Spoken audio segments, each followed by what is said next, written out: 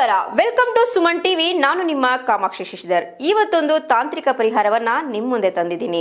ಏನು ಅಂತಂದ್ರೆ, ಈಗ ಕೆಲವರು ಹೇಳ್ತಾರೆ ನಾವ್ ಎಷ್ಟೇ ಕೆಲಸ ಮಾಡಿದ್ರು ನಮ್ಗೆ ದೈವದ ಬಲ ಸಿಗ್ತಾ ಇಲ್ಲ ಅಂತ ಹೇಳ್ಬಿಟ್ಟು. ನಿಮ್ಗೆ ಸಂಪೂರ್ಣವಾದ ದೈವದ ಬಲ ನಿಮಗೆ ಸಿಗಬೇಕು, ದೇವರ ಒಂದು ಆಶೀರ್ವಾದ ನಿಮಗೆ ಸಿಗಬೇಕು, ಮತ್ತೆ ಪಿತೃಗಳ ಆಶೀರ್ವಾದ ತುಂಬಾನೇ ಮುಖ್ಯ. ಪಿತೃಗಳ ಆಶೀರ್ವಾದ ಕೂಡ ಸಿಗಬೇಕು ಅಂತಂದ್ರೆ ನೀವು ಸಿಂಪಲ್ ಆಗಿರುವಂತಹ ಒಂದು ರೆಮಿಡಿ ಆದ್ರೆ ಮಾಡಿ. ಪ್ರತಿ ಹುಣ್ಣಿಮೆ ಮತ್ತು ಅಮಾವಾಸ್ಯೆ ದಿನ ನಿಮ್ಮ ಮನೆಯಲ್ಲಿ ಮಾಡಿರುವಂತಹ ಅಡಿಗೆ ಏನೇ ಇರಬಹುದು, ಅಂದ್ರೆ ಬೆಳಗ್ಗೆ ಮಾಡಿರುವಂತಹ ಅಡಿಗೆ ಏನೇ ಇರಬಹುದು, ಅದರಲ್ಲಿ 2 ಭಾಗವನ್ನ ತಗೊಳ್ಳಿ.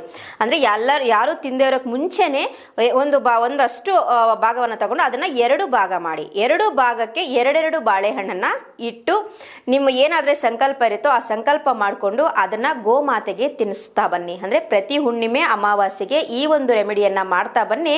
ನಿಮ್ಗೆ ಪಿತೃಗಳ ಆಶೀರ್ವಾದ ಸಿಗುತ್ತೆ, ದೈವ ಶಕ್ತಿ ನಿಮಗೆ ಜೊತೆಯಾಗಿರುತ್ತೆ.